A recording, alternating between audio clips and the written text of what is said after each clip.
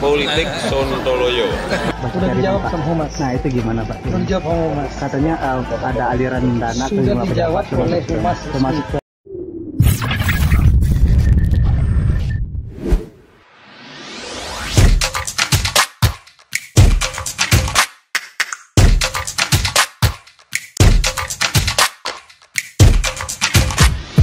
semua yang pernah dengar kata-kata Sontoloyo, ini asal katanya.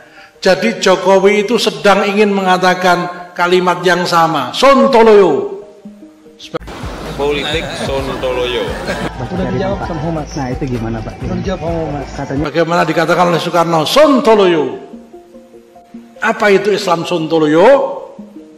Islam Sontoloyo adalah Islam yang selalu menginginkan syariat Islam. Jadi politisi Sontoloyo itu politisi yang selalu menuntut syariat Islam, aslinya begitu. Atau tapi nggak tahu apakah yang ngomong ini paham atau enggak. Tapi saya yakin paham. Ya. Saya bacakan dari mana asal kata Sontoloyo, lalu genderuwo. Ya. Kalau genderuwo sudah, Sontoloyo inilah. Ya. Presiden pertama Indonesia ini sangat anti formalisasi syariat Islam. Ia lebih mengedepankan esensi dan substansi Islam ketimbang simbol-simbol Islam yang dianggapnya kaku dan tidak mengikuti perkembangan zaman. Ya, yang penting nilai Islamnya saja, nggak usah penerapan syariahnya. Yang penting keteraturannya, begitu kan? Karena itu ia menolak kecenderungan formalisasi syariat Islam dalam tatanan undang-undang. Ia bahkan menyebut masyarakat yang lebih mengedepankan penerapan syariat Islam secara formal dalam kehidupan berbangsa dan bernegara dengan sebutan masyarakat onta atau Islam Sontoloyo. Nah, paham sekarang? Kalau ada orang ngomong Sontoloyo, nah, sejatinya ia sedang mengingatkan kepada kita kalimat Sontoloyo yang pernah diucapkan oleh pendahulunya, bapaknya Mak Banteng.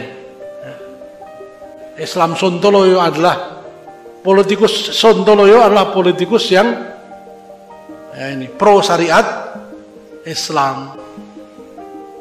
Nah,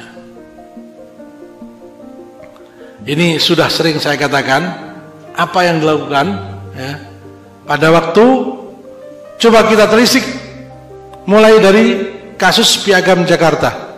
Piagam Jakarta yang sudah ditandatangani oleh Soekarno sendiri pada 22 Juni 45 disepakati akan dibicarakan pada proklamasi Republik Indonesia diganti dengan coretan-coretan Soekarno yang pembukaan bahwa sesungguhnya muqaddimah aslinya bukan pembukaan, diganti pembukaan. Hal itu terjadi pada subuh hari 17 Agustus 45. Soekarno mengajak Hatta ke rumah Laksamana Maida untuk mendiskusikan lagi naskah proklamasi yang sudah disepakati tim 9. Di rumah itu selain ada petinggi Jepang juga ada Ahmad Subarjo, nasionalis sekuler, sekretaris Laksamana Maida. Dan akhirnya dalam sejarah tercatat Soekarno membacakan proklamasi dengan coretan-coretannya sendiri pada pukul 10.00 17 Agustus 45. Tidak ada dalam perundingan dalam rumah Maida itu tokoh nasionalis Islam. Jadi tim 9 itu dilupakan sudah. Yang berbulan-bulan rapat itu bikin Piagam Jakarta, Piagam Jakartanya nggak dibaca, yang dibaca tulisan Soekarno. Proklamasi kami bangsa Indonesia dengan ini menyatakan kemerdekaannya, hal-hal yang mengenai dan seterusnya. Padahal intinya kalau hari itu Piagam Jakarta dibaca, maka seluruh dunia akan mendengar telah lahir sebuah negara bernama Republik Indonesia yang menjadikan syariat Islam sebagai dasarnya. Dan kewajiban melaksanakan syariat Islam bagi pemeluknya. Memang begitu kan? Itu kan keahlian diplomasi ulama kita. Memang syariat Islam wajib dilaksanakan orang bukan Islam. Orang kafir wajib melaksanakan syariat Islam enggak? Enggak kan? Asalkan bayar jizyah. Jadi ini luar biasa sebetulnya. Tapi ya rupanya diplomasi ini kalah dengan apa? Pengkhianatan. Janji yang diingkari. seandainya Piagam Jakarta dibacakan, maka akan terbaca ya, negara berdasar pada ketuhanan dan kewajiban melaksanakan syariat Islam bagi pemeluknya. Itu dasarnya. Tapi keculasan itu dilakukan demi tidak terwujudnya syariat Islam. Jadi dari sini jelas siapakah munafik itu, betapa menyembunyikan ini menjadikan banyak orang tersesat, mengidolakannya, menjadikannya sebagai teladan, padahal permusuhannya terhadap Islam sangat-sangat nyata.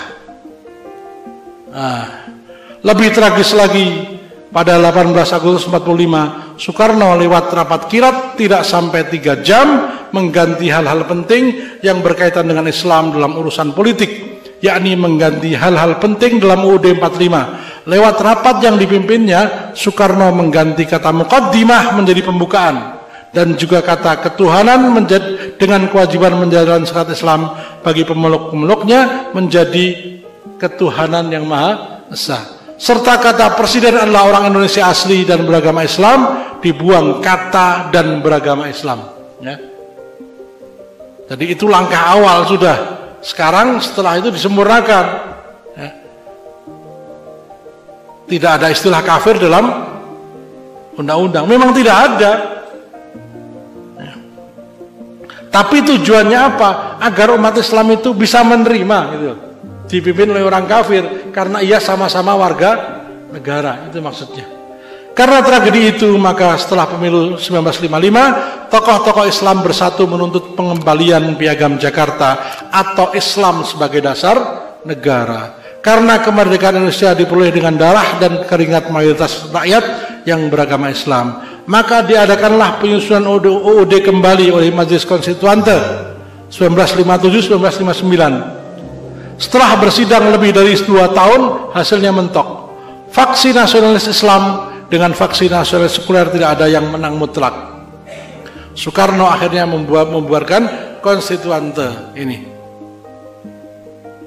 Jadi dibubarkan oleh Soekarno.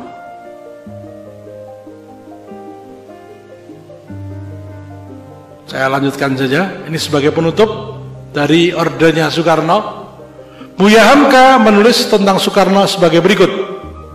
Akhirnya datanglah klimak dari Nasakom ini, yaitu peristiwa Lubang Buaya.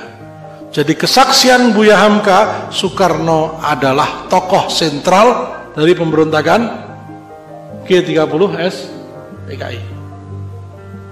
Ini kesaksian dari Buya Hamka. Inilah akibat dari penyelewengan Pancasila atau munafik Pancasila itu, yang dipidatokan buat dikhianati atau di dalam jiwa sendiri tidak ada, sebab itu menjadi kosong di tengah udara bebas. Tapi Tuhan Allah tidaklah mengizinkan kemunafikan itu berlanjut, sehingga lanjutan dari peristiwa Lubang Buaya ialah terbukanya mata rakyat Malang yang selama ini hanya dibuat dinina-bobokkan dengan janji-janji dari mereka yang berkuasa, yang sekali-kali tidak sanggup mereka memenuhinya.